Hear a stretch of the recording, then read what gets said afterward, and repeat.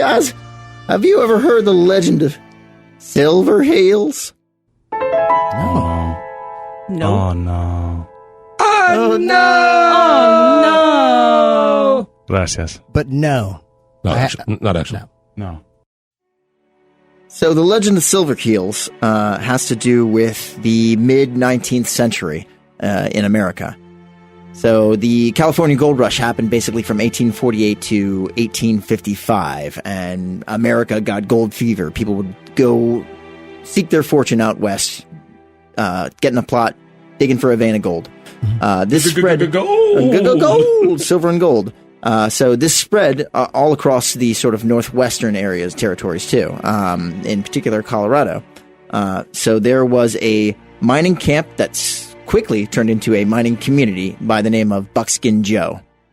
The town was called Buckskin Joe? There were a lot of odd names for mining camps in these days, such as Terriall or Timmy the Mining Camp. Timmy the Mining Camp. So the name actually comes from the man who founded the town. His name was Joe Higginbottom, and he was a known hunter who would wear buckskins a lot and was colloquially called Buckskin Joe. The story goes that he was out shooting at a deer. His aim was off. He tripped on a rock or something, shot down into the ground, and then hit a vein of gold and started digging, and people heard about it. So that's where they got the idea for the Beverly Hillbillies. Could have been. Up from the ground came some bubbling cool Texas black gold. Texas tea. Yeah, so there it is. That's where it all came from. Who ripped off who? I ask you that. History. Counterpoint. History. This guy's good. This guy's really good. Stone cold.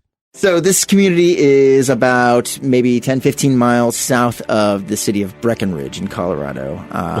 The present-day Alma is very close to it. It also lies close to the South Park Basin. So the story goes, this community quickly grew to the size of 2,000-odd people. Very large. It had 2 theaters, it had 4 hotels, it had a school, it had a post office. It was a community, but it was consisted of mostly single men who spent their days working their lots, and they had a lot of money in their pockets and would like to cut loose. So there were multiple dance halls. One day, out of nowhere, a stagecoach arrived from the Denver Stage Company. And this woman got off the stagecoach. Everyone noted on it because it was a sunny day. She was wearing all black, including a wide-brimmed black hat with a long black veil across of it. Everyone's diary said, boing!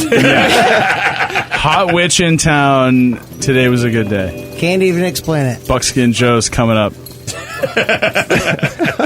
Little buckskin. So this woman appears out of nowhere. Everyone is taken with her. She's very mysterious. No one knows anything about her. They don't know if she's mourning. There's no rhyme or reason to her behavior. And she goes around the town as a normal person would, but never revealing her face to anyone. So she's just like Lady Gaga into this like old-timey like mountain town. There's like rumors building about this woman. Right. It would be more Sia.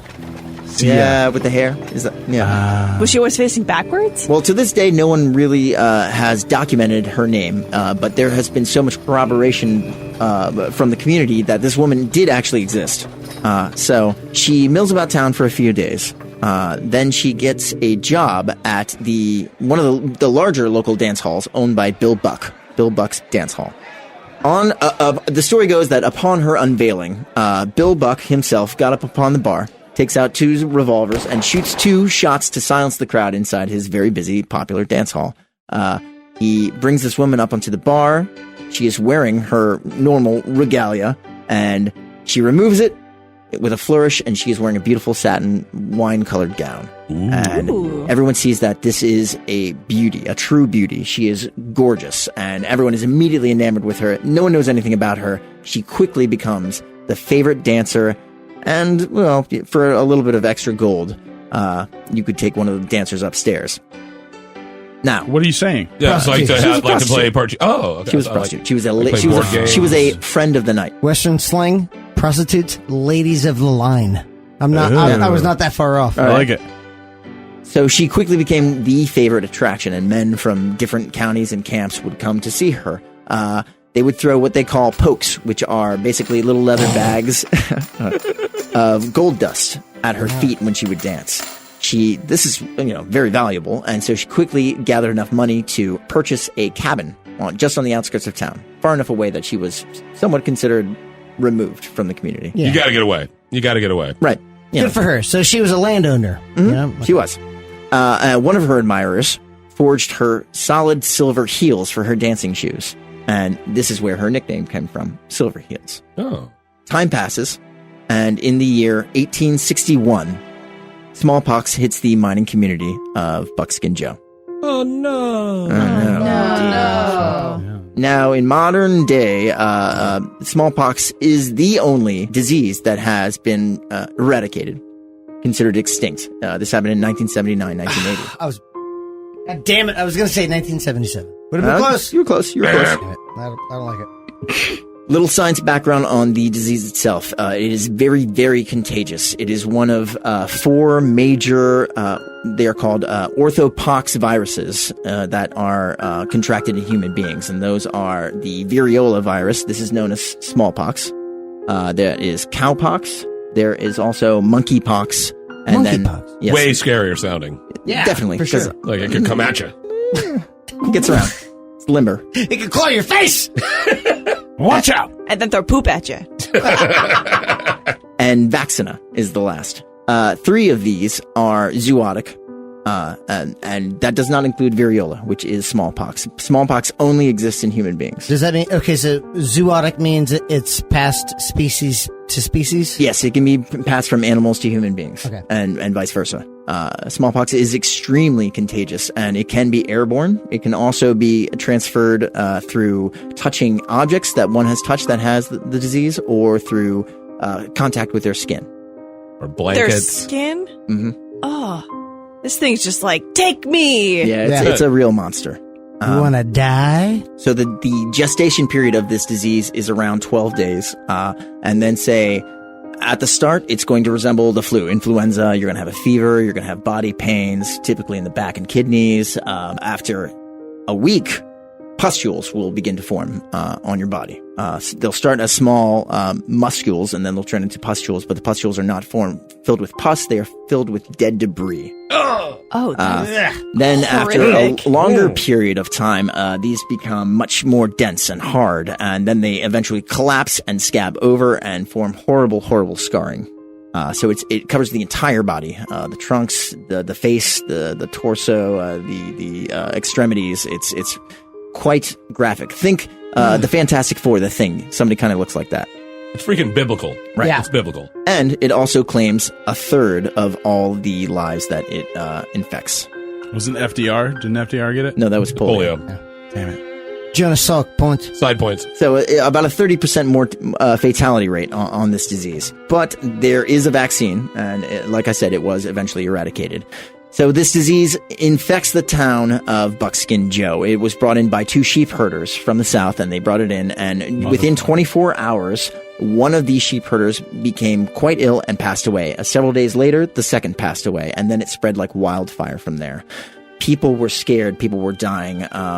A lot of people fled to Denver and to other communities outside. And yet, Silverheels stayed. And not only did she stay, she used her money to help bring in medical help and assistance into the town. Oh. And she would go from house to house, from hotel room to hotel room, bringing food, bringing medicine, nursing solo miners who had no family, who had no friends, people just all alone. She became regarded as sort of an angel of mercy in this town. Not everyone survived, but those that do owe their lives mainly to her. She was held in such high regard that people wanted to pay her, and she always refused.